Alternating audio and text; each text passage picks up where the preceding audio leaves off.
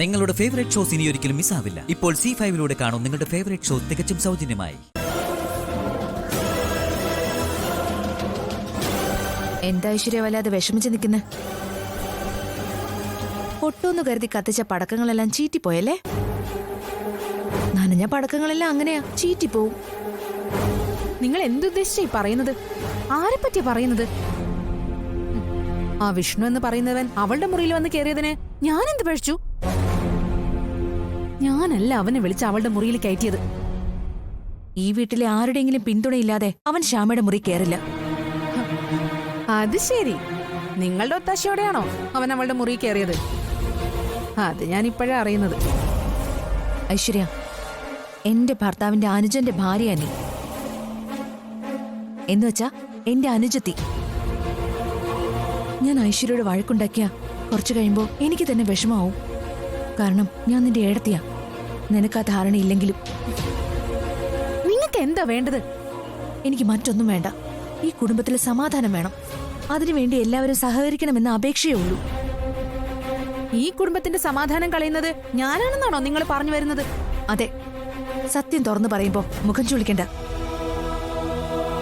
പല പ്രാവശ്യം ഞാൻ പറഞ്ഞു കഴിഞ്ഞു, നമ്മൾ എല്ലാവരും കൂടി ഒരുമിച്ച് ഇവിടെ താമസിക്കുന്നത്. ഇതൊരു കൂട്ടുകുടുംബമാണെന്ന്. ഞാനേ ഇതിലും വലിയ ഫാമിലിന്ന് ഇങ്ങോട്ട് വന്നേക്കുന്നേ. അതിനെക്കുറിച്ചൊന്നും ആരും ഇവിടെ അഭിപ്രായ വ്യത്യാസമൊന്നും പറഞ്ഞില്ലല്ലോ ഐശ്വര്യ. കൂട്ടുകുടുംബം എന്ന് പറയുന്നത് നമ്മുടെ അച്ഛന്റെ സ്വപ്ന. അച്ഛനും മക്കളെല്ലാവരും കൂടെ വേണം. നിങ്ങൾ എന്തായി പറഞ്ഞു വരുന്നത്? കൂട്ടുകുടുംബത്തിൽ താമസിക്കുമ്പോൾ ചില കാര്യങ്ങൾ അനുസരിച്ചേ പറ്റൂ. അത് പാലിക്കാൻ പറ്റിയില്ലെങ്കിൽ അരുണിനോട് പറഞ്ഞ് മാറി താമസിക്കണം. ഓഹോ, ഇപ്പൊ മനസ്സിലായി നിങ്ങളുടെ ഉള്ളിലിരിപ്പ്. എന്നെ ഇവിടുന്ന് എങ്ങനെയെങ്കിലും പുറത്താക്കണം. എന്ത് പറഞ്ഞാലും നീ അത് നെഗറ്റീവായിട്ട് എടുക്കൂ. നീ ശ്യാമയെ പുകച്ച് പുറത്തു ചാടിക്കാൻ ശ്രമിക്കുന്നതിനെതിരെയാ ഞാൻ പറഞ്ഞത്.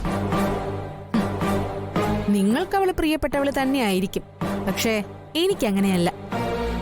അവൾ ഈ കുടുംബം തകർക്കാൻ വന്നവളാ. ഈ കുടുംബം തകർക്കുന്നത് നീയാ.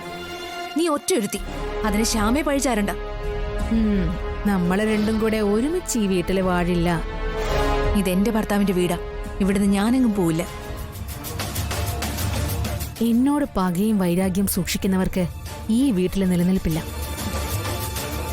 ഇവിടുന്ന് ആരാ പുറത്തേക്ക് പോകുന്നെന്ന് ഞാൻ കാണിച്ചു തരാം. നിൽക്ക്. എന്താ, നീ എന്നെ വെല്ലുവിളിക്കുകയാണോ? അങ്ങനെ തന്നെ കരുതിക്കും.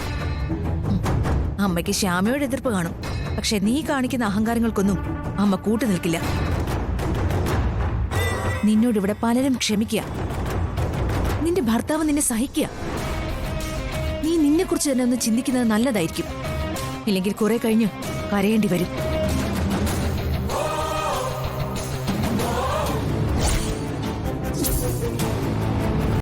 ഡൗൺലോഡ് ചെയ്യൂ C5 ആപ്പ്. കാണൂ എല്ലാ എപ്പിസോഡുകളും സൗജന്യമായി.